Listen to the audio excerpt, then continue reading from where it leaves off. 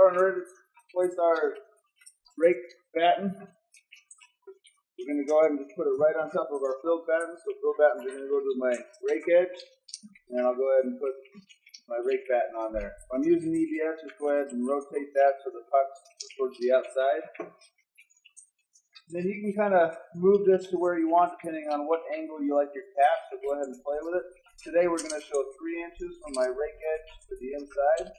So that 3 inches, go ahead and mark that, keep that nice and straight, because that's what our caps are going to. And we'll fasten in each fill batten. Now, sometimes when we build this up, we might have an old paint line or an old metal line where if we bring our cap down, maybe it won't reach that because we built it up with our batten system. So if you need to, you can go ahead and take our 3.5-inch fascia and put that along your rake. Fasten that to the batten. And now, when I bring my cap over, you can see if there's that old paint line or anything like that, it just gives me a little extra to cover everything up.